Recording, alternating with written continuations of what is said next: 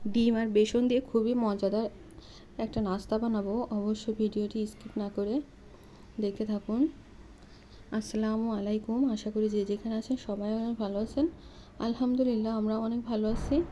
আর এই নাস্তাটা বানানোর জন্য এখানে আমি 2টা ডিম নিয়ে নিয়েছি, আর ডিমটাকে লবণ দিয়ে একটা চামচ দিয়ে ভালোভাবে ফেটিয়ে নিয়েছি।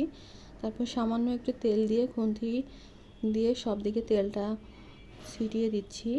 আর তেলটা ভালো করে গরম হয়ে গেলে তারপরে ডিমটা দিয়ে এখন কড়াইটা ঘুরিয়ে ঘুরিয়ে ডিমটাকে পাতলা করে ভেজে নিব। আসলে বেগুনি ভাজতে এসেছিলাম, কিন্তু এসে দেখি যে বেগুন নাই, তাই বেগুন নাই তো কি হয়েছে, ডিম দিয়ে মজাদার নাস্তাটা বানিয়ে নেই। যেই কথা সেই কাজ আর কি। আর এর মধ্যে এই যে ডিমটা কিন্তু প্রায় ভাজা হয়ে আসছে। আর এরপর খুন্তি দিয়ে আস্তে আস্তে করে চারপাশ একটু ছাড়িয়ে নিয়ে খুন্তি দিয়ে উল্টাই দিলাম। তারপর খুন্তি দিয়ে ছোটো ছোটো পিস করে কেটে নিব। কড়াইতে থাকতেই আমি ছোটো ছোটো পিসগুলো করে নিচ্ছি।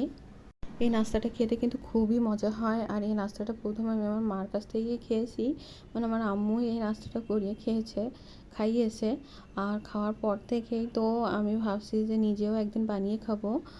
আর সেই সুযোগটা হয়ে উঠছিল না, যাক আজকে বেগুন না থাকাতে সেই রেসিপিটা বানিয়ে খাওয়া হবে আর কি।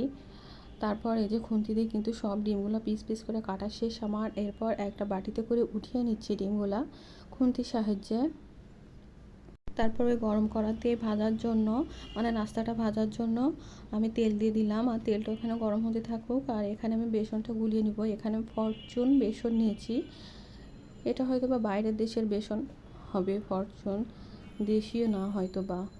তারপর এই যে চামচ দিয়ে বেসনগুলো বাটিতে উঠিয়ে নিচ্ছি।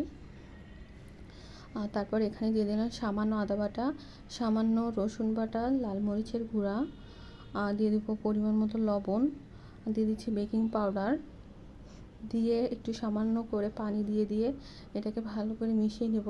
কিন্তু চামচ দিয়ে মিশাতে গিয়ে দেখে এর ভিতরে দানা দানা রয়ে যাচ্ছে, ভালো করে মিশতেছে না। তারপরে আর কি হাতটা ধুয়েই হাত দিয়ে ভালো করে চটকে চটকে মেখে নিলাম। এরপর ডিম যে ছোটো ছোটো পিস করে রেখেছিলাম সেইটাই বেসনের ভিতরে চুবিয়ে তেলের ভিতরে ছেড়ে দিচ্ছি। নাস্তাটা খেতে কিন্তু খুবই মজার হয়, একবার হলেও বাসায় অবশ্যই বানিয়ে খেয়ে দেখবেন। আর তারপরে যে মিডিয়াম আঁচে এগুলো ভেজে নিচ্ছি।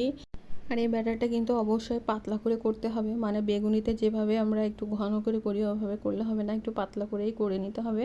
তাহলে কিন্তু নাস্তাটা মচমচে হবে, খেতেও কিন্তু বেশি ভালো লাগবে। যাই হোক, ভাজা হয়ে গেছে। এরপর আমি এগুলোকে উঠিয়ে নিচ্ছি।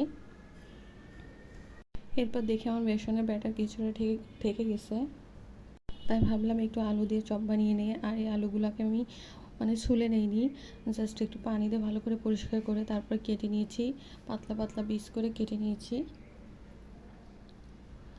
আর তারপরে এই যে দিয়ে দিচ্ছি বেসনের চুবিয়ে আলুর এই চপগুলা আমি তেলের ভিতরে ছেড়ে দিচ্ছি। আর এগুলাকেও কিন্তু আমি মচমচে করে ভেজে নিব মিডিয়াম আঁচে। কে কে এভাবে আলুর চপ বানিয়ে খেয়েছেন অবশ্যই কমেন্ট করে জানাবেন। আর এটা কিন্তু আমার শাশুড়ির রেসিপি, মানে বিয়ের পর শাশুড়ি একদিন এইভাবে, মানে একদিন না, মাঝে মধ্যে এভাবে আলু দিয়ে চপ বানিয়ে, মানে কাঁচা আলু এভাবে পাতলা পাতলা করে কেটে আলুর চপ বানাতো আর কি। আর এটা কিন্তু খুবই সহজ। যারা আমরা আলু ভর্তা করতে চাই না, মানে ঝাল হাতে লাগাতে চাই না, তাদের ক্ষেত্রে কিন্তু এই পদ্ধতিটা খুবই ভালো, মানে আলুর চপ বানানোর ক্ষেত্রে। যারা ঝাল খেতে পছন্দ করে না তাদের ক্ষেত্রেও ভালো। তবে আমার যে আলু ভর্তা করে যে চপটা বানানো হয় ওইটাই আমার বেশি ভালো লাগে, কারণ আমি ঝাল খেতে বেশি পছন্দ করি আর কি। ঝাল জাতীয় খাবার আমার অনেক পছন্দ। আর দেখতে দেখতে কিন্তু হয়ে গেছে, আলুর চপগুলোও ভাজা হয়ে গেছে। এরপর আমি তেল ছেঁকে আলুর চপগুলো উঠিয়ে নিচ্ছি একটা বাটিতে। যাই হোক, সব ভিডিওটি ভালো লাগলে অবশ্যই লাইক কমেন্ট শেয়ার দিয়ে পাশে থাকবেন।